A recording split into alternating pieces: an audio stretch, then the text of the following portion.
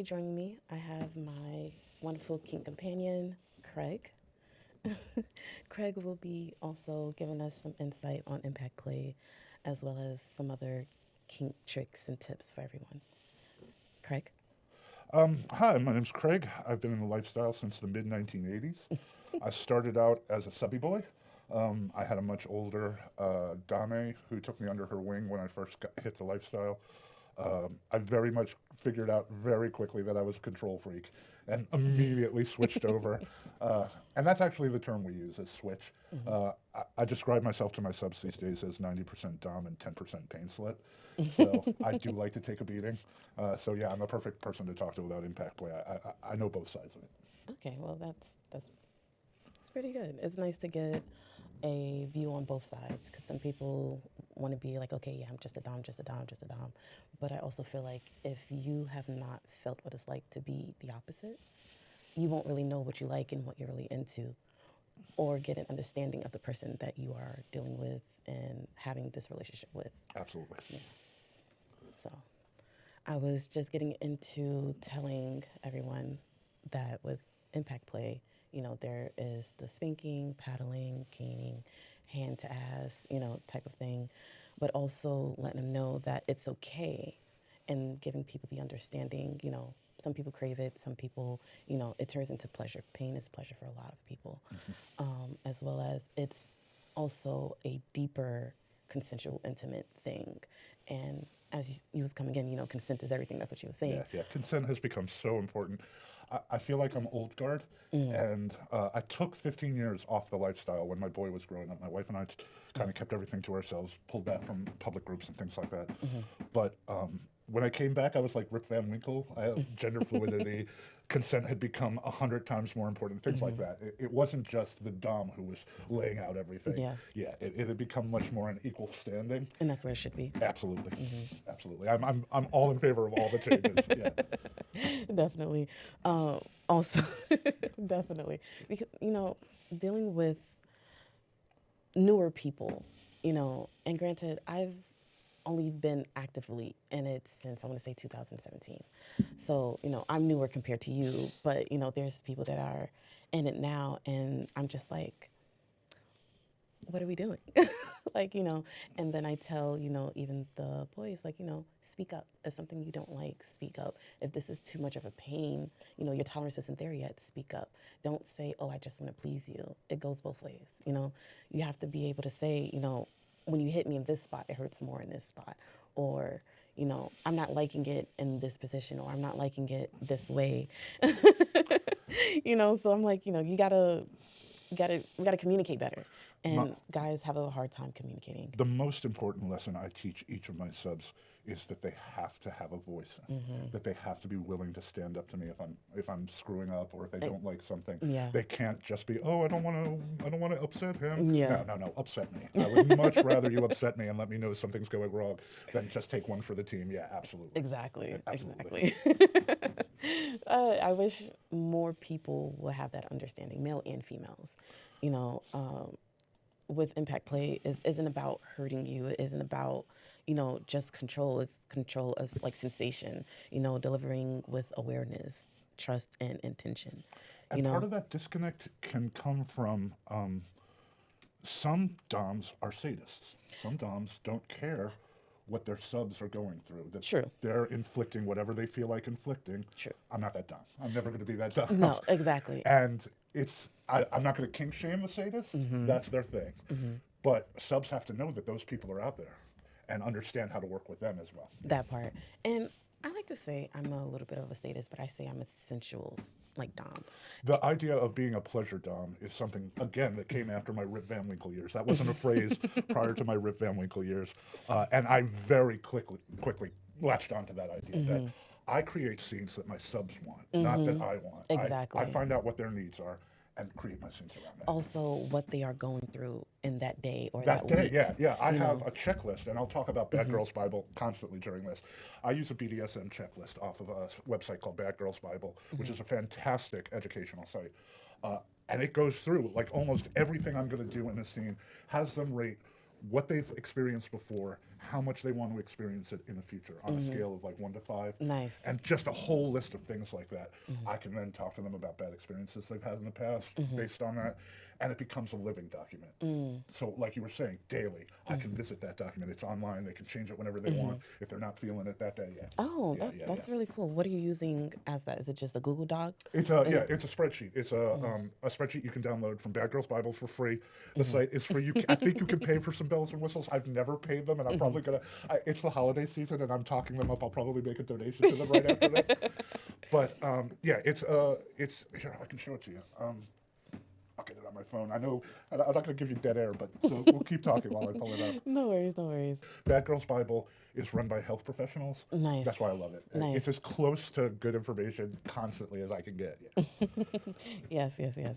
And you want to know, you know, you see what's online, and then you're like, oh, okay, well, this is what I'm expecting, this is what it is, and all the other good stuff. And I'm just like, it's not always going to be what you see online. Right. There's a lot of back work that you need to do on yourself as well as with whatever partner you choose to be with. All right, so here's that spreadsheet I was talking about. And you can just scroll down the list of things that you get to rate on that spreadsheet. And you can see it's fairly comprehensive. I make each of my subs, before we scene at all, fill that out so I know where we're at. I can get a kind of picture of their erotic coastlines. Yeah, yeah. Okay, nice. Yeah, it's a fantastic spreadsheet. It's a tool I've used for over 10 years now. And where do you upload it to for them to go in and I change keep it as a and stuff? Google Doc. Got it. Yeah, I keep it as a Google Doc. Okay, nice, nice, nice. That is very helpful. Yeah. So, We were talking, before we rolled the cameras, we were talking that this is perfect day for all of this. I just met a new sub about 3 weeks ago. We met for coffee first on neutral ground. Good safety stuff. I gave her mad love for having a person she had to text after coffee. Yeah. All the safety protocols Yes. for a first meet. Neutral ground, have somebody checking on you afterwards. Yeah, all the things. yes. We did my first scene. I have a very regimented way of doing things. We did my first scene last week, which is always about pleasure, finding out their pleasure thresholds, things like that. And then last night, we did the pain scene. We did and to start with, I always give them a choice of implements. I laid out a ton of stuff, and we picked a few things. And then I have to do what I think of as baselines. I know how hard I can hit. Yes. They don't. Yeah, exactly. Yeah, and you they can don't see I've know. been drumming for years. Yeah. I am not unmuscled. Yeah. They don't know how hard I can They hit, do and not. I don't know what they can take. So those two things have to come into alignment. So I'm going to hit you lightly. Scale of 1 to 10. What was that? With 10 being never do that again. And I just find out where their baselines are, what they can take from me. And because I'm a drummer, because I have really good muscle memory, I know that I have that locked in as to what they can take. Last night we used a large wooden paddle, some 2 of my suede flogs. What else did we use? I have a tiny little flog for close-up detail work on special areas. Nice. A tiny little flog for that. It's always a big hit. Yeah, it's always a big hit. I had her immobilized for the first time. I love people who love rope. I'm not that guy. It's so much work. It is, and you have to have way more patience, and Exactly, I do not have the patience and for I it. have things to do. So what I like to fall back to are cuffs, ankles and wrists, cuffs, and spreader bars. You know about spreader bars? Yeah, and spreader bars. I can have somebody immobilized in less than 5 minutes. Yeah. Yeah, it's definitely a lot easier to do it like that. What amazed me, and this is another thing you don't know going into it, what amazed me was her capacity for pain. I gave her 2 good rounds, and I was like, all right, let's get to some aftercare. And we did. We were snuggle. Are you okay? You okay? Breathe, all the things. And then she's like, Is that it? I need more. And I'm like, okay, I live to serve. So yeah, we went through, I don't know, 4 or 5 rounds. She really nice. wanted me to lay into her last night. It had been years for her. So Okay, so she's just coming back to the lifestyle. She's like, I miss it so much. Yes, absolutely. I started, one of the things I always try to do is I start with my subs facing themselves. I have a full-length mirror in my bedroom that I have them put their hands on either side of when they're first taking any sort of beating. And I think it just gives them a reflection of what they're going through. Okay. And if I'm behind them and I can't see their face, I'm not seeing what's happening. Exactly. And so that mirror gives me, again, a baseline of what they can take. It's all part of finding out that So baseline. what would you do if they say, I don't want to stand in front of the mirror? What would I do? I would have to just pay particular attention to their facial expressions more than I normally would. Last night she wanted to use a ball gag, so I had to. She's like, "How am I going to do safe words?" And I'm like, "All right, 1 for yellow, 2 for red. Tap the bed if I'm not paying attention." Yeah, I have a whole subroutine for that. I've never thought about what I do without a mirror. I like to scene by candlelight, and so it would That be gets difficult. hot. It would be difficult without a mirror. It would. I incorporate a mirror. That may be one of the things I'm always going to do, and it's always going to be a requirement. I may override them there because it's not a question of whether or not they can move forward in the scene. They can move forward in the scene by overcoming that fear, and if I can get them to overcome that fear, all the better. Yeah, open up to being aware of what they're going through on that level that maybe they've never done before. Yeah. I always thought it was great that women adopted during early feminism in the 70s the idea of taking a mirror and looking at their own parts, which they've probably never seen before. Taking a mirror and getting a real good look down there. I think that we don't in the lifestyle because so many times we're using blindfolds and things like that. I don't think we give enough weight to the visual aspect of what we do. Yeah. That's I can agree with that. Yeah, the candlelight, the mirrors, all the things, yeah, for me. Okay, nice. So now, I want to kind of break down the whole mindset of what it's like for impact play. Which it releases like emotional release. It is a mental state. Mad levels of endorphins. Yes, with the subspace, and a lot of people don't know what subspace is, but we'll jump into that a little later. All right. But yeah, because I was about to give you a TED talk. I'm like, TED talk. But it's different for everyone, and learning who you're dealing with, and learning. Oh, I hit a button. Oops, let me just move that out of the way. But learning, this person, and each subspace is different for each person. So for some people, it helps quiet their minds. For some people, it's more a surreal type of feeling, and I think another aspect of it is that a lot of us come to the lifestyle from trauma. that part. A lot of us come to the Whether lifestyle from it's trauma. not being able to control your life, whether it's things that have happened to In the you past, yeah. and stuff like that. For subs, it's like letting go, being seen, Absolutely. and being held through the intensity type And of thing. understanding that this can be a healthy way to deal with that trauma. Yes. Yeah, Yes. and psychology is just starting to come on board. That part. It took us a while. It took us decades, but psychologists are coming on board with the idea that pain can be a release, a healthy release, a Yes. cathartic release. Yes, as well as I would like for more doms to take more responsibility. Like you said, you're reading their bodies, seeing how they're reacting, because a lot of the times they are not responding, and you're like, hold on, like, what's going on? How are There you are feeling? subs who become nonverbal and very, very transcendent during subspace.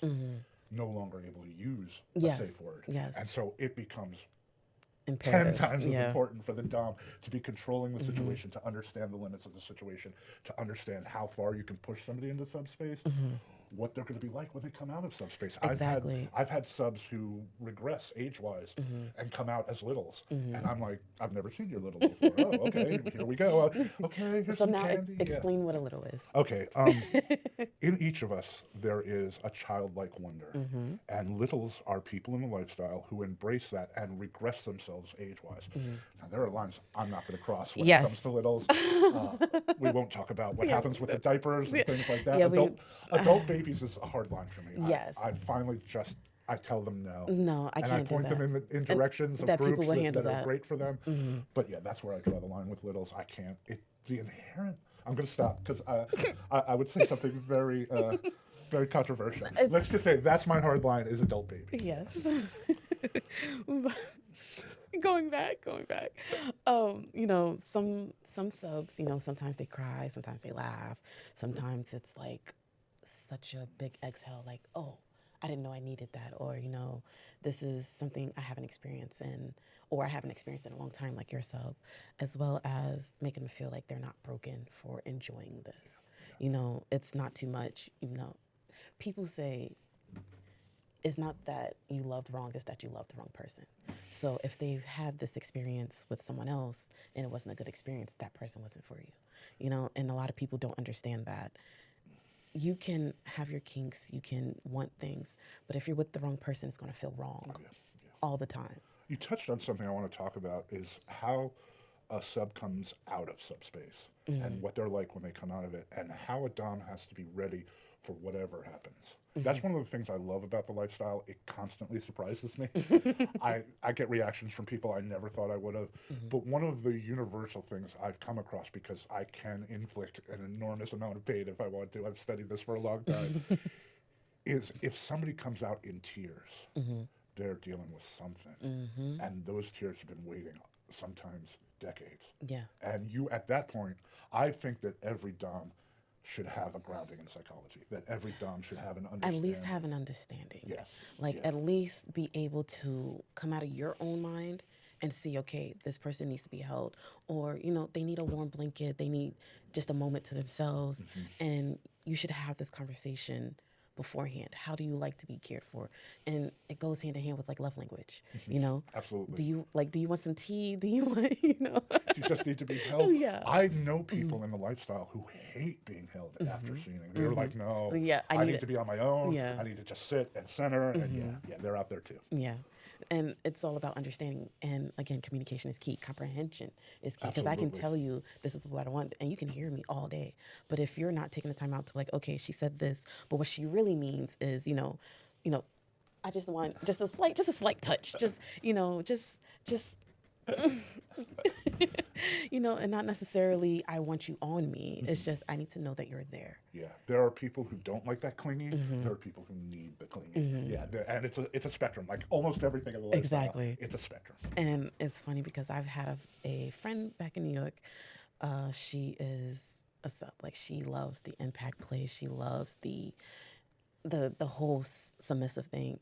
And when she's done, she needs like a fluffy blanket over her and to be held. And at first I was like, a fluffy blanket? Okay. But it's the sensation. It's the feel for it. You don't have to understand it. You just have to do it for them type of thing.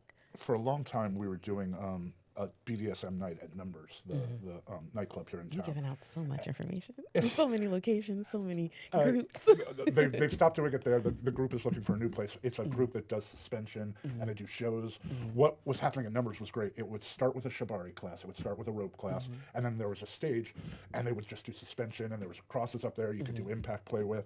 But what was most important was there were a couple of couches in the back of the club in the dark where you could go and do aftercare. That became sort of the aftercare area. And it was a little quieter. It's a nightclub, so what are you going to do? It was quiet. I would always bring a blanket. You're talking about blankets. I would always bring a blanket and have it waiting there for us and things like that. Yeah. Nice.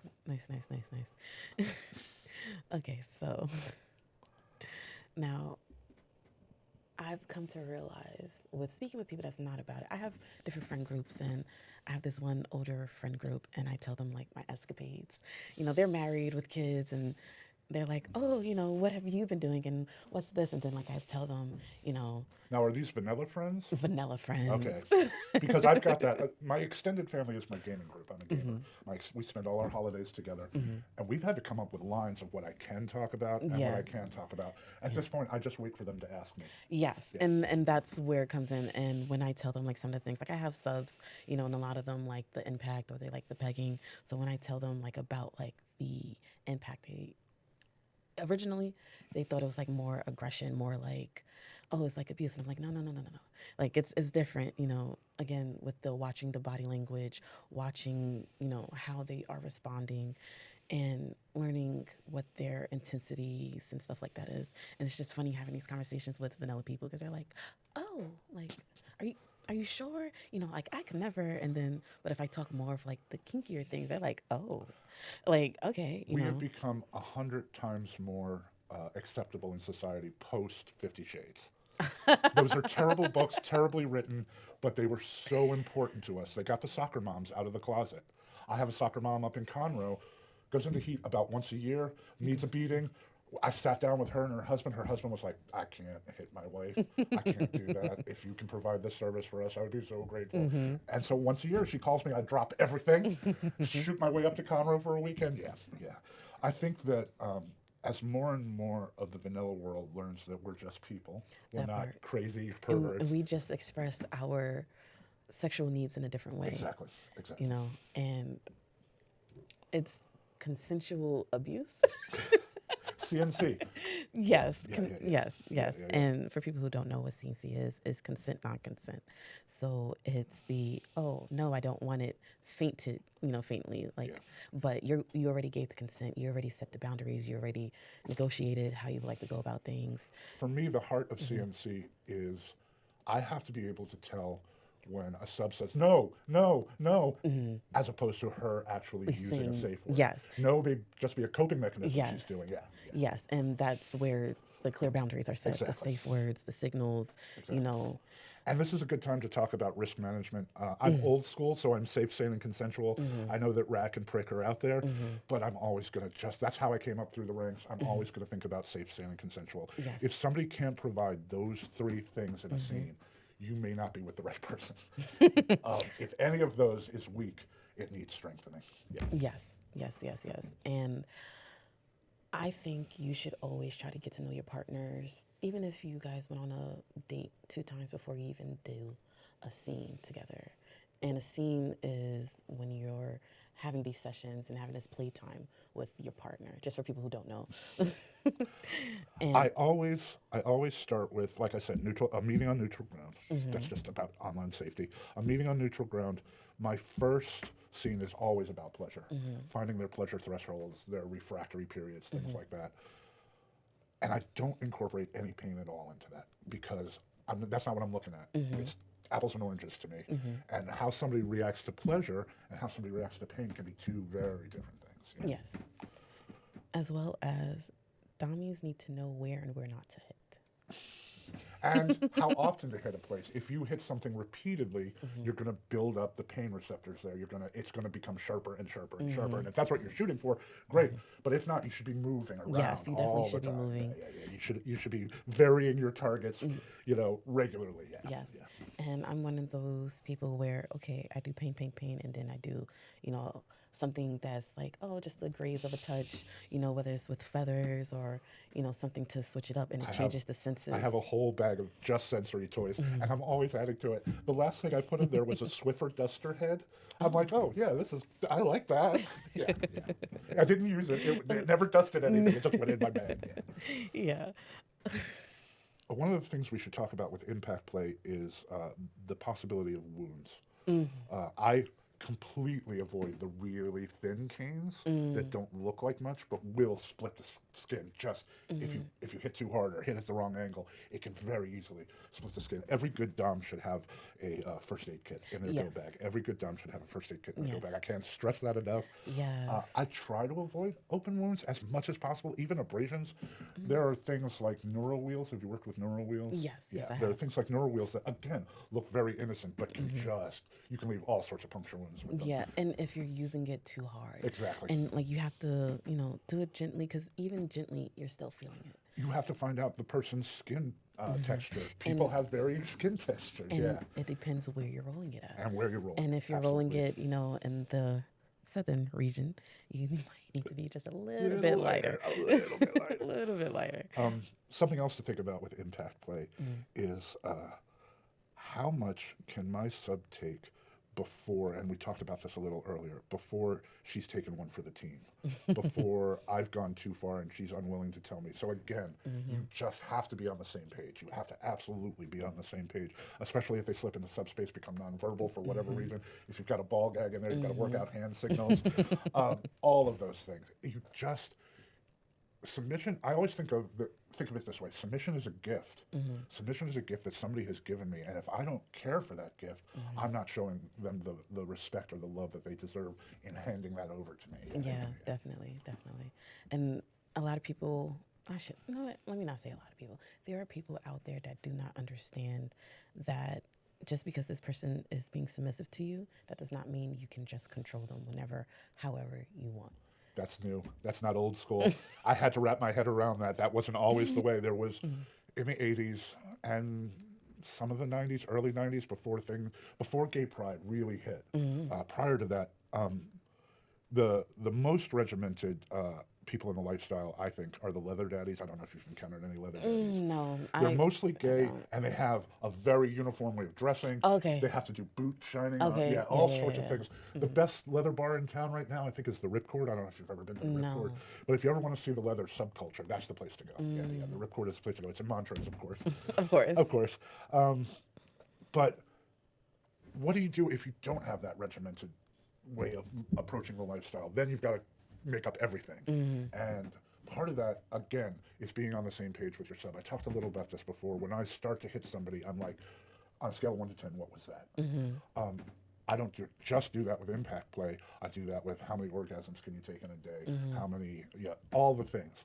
If you get uncomfortable in a scene, it's going to pull you mentally right out of the scene. And it's not going to work out. You're not going to feel it. You're not going to enjoy it. It's literally just going to be pain. And that's not what we want. You have to learn the difference between somebody who wants a light spanking Exactly. as part of a and little... someone who's like, dig into me. Again. Like, I want a bruise when we're done. Right, exactly. And I've encountered some guys. I go to, why can't I remember? Heat? With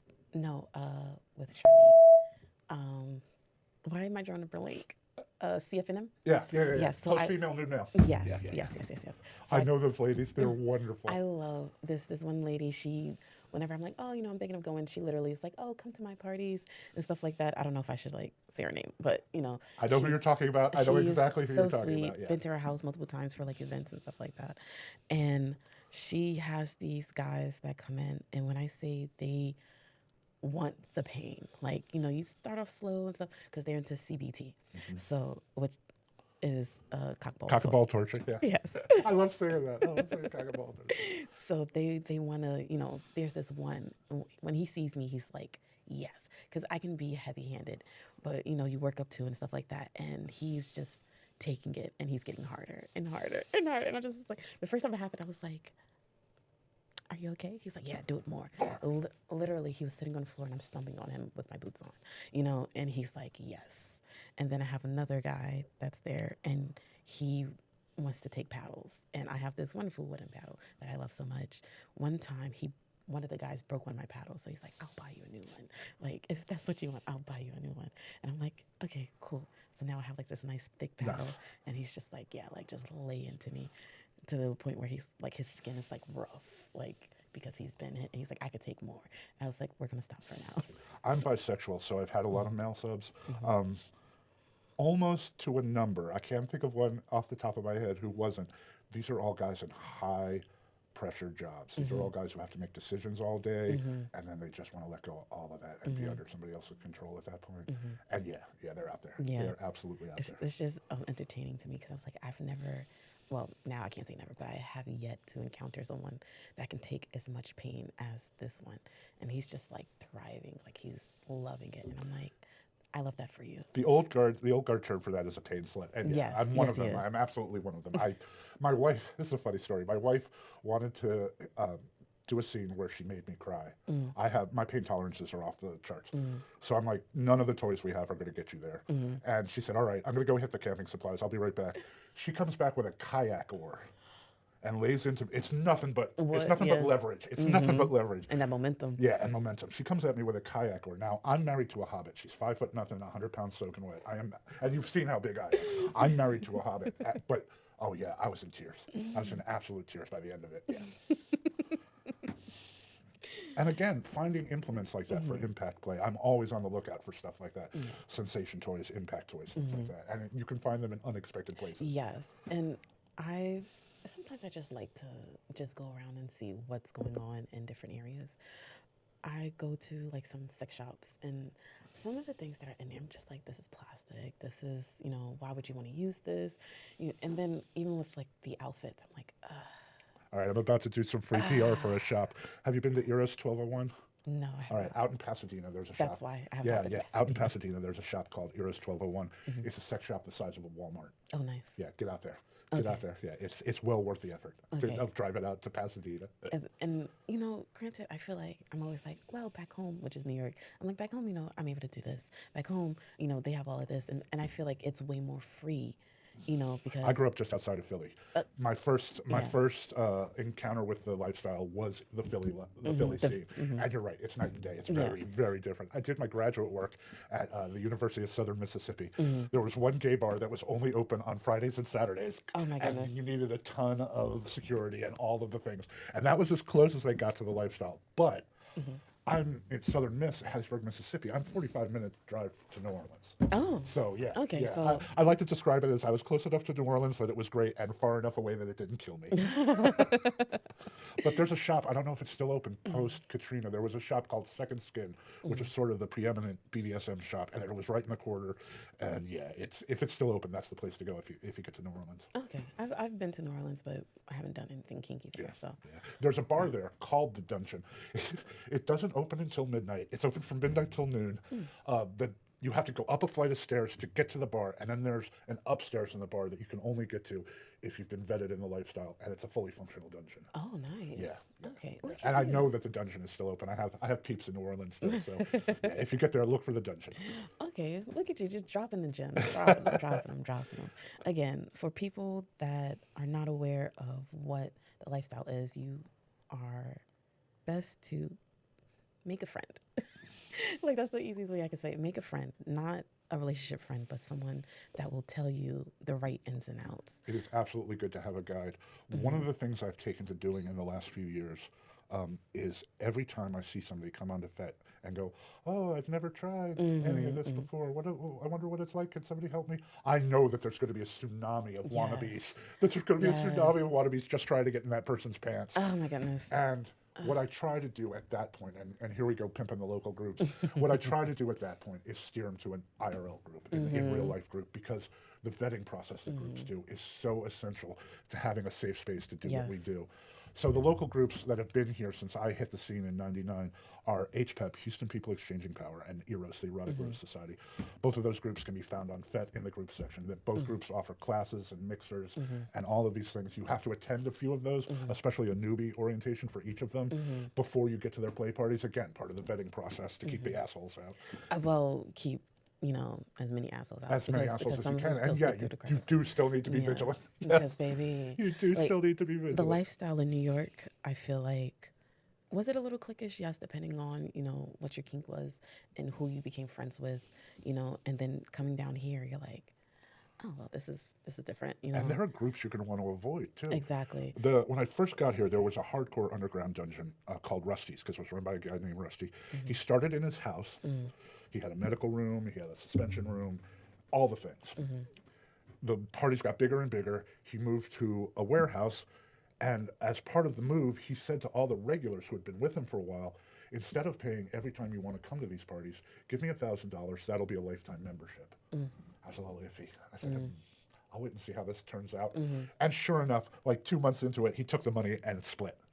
Took everybody's money, hundreds of thousands of dollars, and split. Yeah.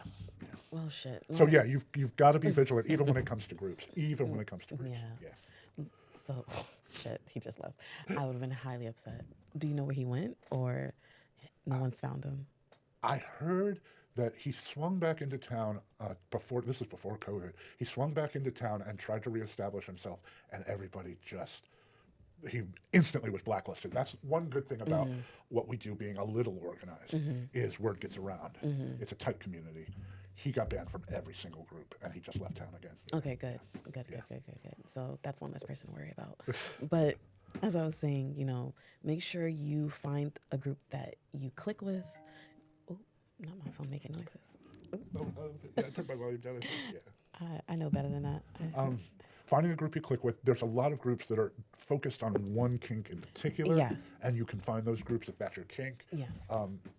We haven't talked about hardlines. There are groups that you don't want to be a part of because you're going to see things that you just do not want. Yes. And that goes into what you were saying earlier about, the age play thing. Like for me, I don't do race play. I don't do blood. I don't do bodily fluids. And there's people that have asked me, and I'm just like, yeah, no, that's not my thing. But you know what? I hope you find what you're looking for. Like, I will not shame anybody on the things that they would like to experience. But those things are a little extreme for me. This is one of my current subs, Mel. That's Mel. And she absolutely calls me on my race stuff that I didn't even know I had. She won't wear a collar, things like that. Yeah, yeah, yeah, yeah. And so I've become very cognizant of Yeah. that in the last couple of years. Yeah. And if someone's telling you, "Hey, I don't like this," or she's saying, that's kind of racist, a lot of people are not aware Yeah. because you're so used to just doing what you're Collars doing. are so much a part of what we do, and it didn't even register in my head that it could be a racist, Yeah. a racist trope. I didn't Yeah. even understand that until she said, "Yeah, I don't wear collars." I'm like, "Why not?" She's like, "I'm Like, sorry." like, do you not know what happened? Like, do you not know the history behind that? Okay, it's cool for other people, but And again, I think this is something that is much more a part of the modern scene and wasn't because I 'cause don't you think we just were had to ready accept yeah, it. we weren't ready to tackle it. You just had to accept. Okay, well, if you're my sub, you're gonna do this, and And again, knowing what's in your sub's head, finding out what's in your sub's head is so vital to what we do. If I had just thrown a collar on her, it would have we been may a not wrap. be talking today. Exactly. Yeah, exactly. Because you don't respect my boundary. Exactly. As a sub and as a dom, everyone has their own boundaries. And you have to see, okay, this is your boundary. All right, cool. I respect it. This is my boundary. Now you need to respect my boundary. All right, a So, little bit more about impact play because we've gone far afield. One of the things you have to watch out for are bone bruises. Do you know about bone bruises? yes, yes, yes, yes. Anywhere there's a joint, you're going to have bones right at the top of the skin. And so if you're doing impact play on those areas, you have to if I hit somebody on the hand, I never come from the side. I'm always coming from the top because that's where it hinges. If I hit here, the bone's not going to give as much, and you're going to get what's called a bone bruise. Regular bruises, 5 to 10 days, depending on the severity. A bone bruise can last for a month. Or Yeah. more. Yeah. And you're just like, oh my God, where did this happen? It's like when you hit your knee, right? And you're like, oh shit, like, okay, that hurts. And then a week later, you're like, I have this crazy bruise. Or, dude, I can't move my knee. My knee is really stiff. I don't know what happened, blah, blah, blah. It's because you hit it at a weird angle. You're always looking for big muscle groups if you're going to do really serious impact play. The calf is a good one, the Thighs, forearm, yeah. the bicep, of Never- course the gluteus. Yes, of course, of But course. you're always looking for big muscle groups because part of it is the release of lactic acid. That's what triggers the dopamine dump, the endorphin dump. And so hitting anywhere there's a joint is risky. Exactly. Yeah. And also the kidney hits. Oh, yeah. And the spine hits, the neck hits, the head hits. Knowing if a sub has back problems. There are some subs that love to be hit on the lower back. There are some subs who can't take it at all. Exactly. Yes, yeah. And again, that goes back to knowing and understanding yourself Yeah, absolutely. and being able to communicate. Yes. So, with that, I appreciate you being on today. And I would like for everyone to have an understanding that impact play is not about violence. It's about sensation, it's about trust, it's about connection between you and who you decide to have this wonderful connection with. I would like to thank my wonderful companion over here, Craig, Thank for you so coming much out for having me. and spending time with us and giving us so much information and giving people a guidance of where to go, where not to go, who to see, who not to see, and all that good stuff. It's a pleasure. I hope to have you on my show again. Absolutely. I'm anytime you need me, I'm retired and made of free time. That's wonderful, wonderful, wonderful. So, if this episode stirred something in you, curiosity, recognition, a little bit of kink, that's okay. That's part of the experience. That's a part of exploring. If you have any questions, a confession, or a topic you would like for me to cover, you can leave me a message. So until next time, stay curious, stay consensual, stay kinky.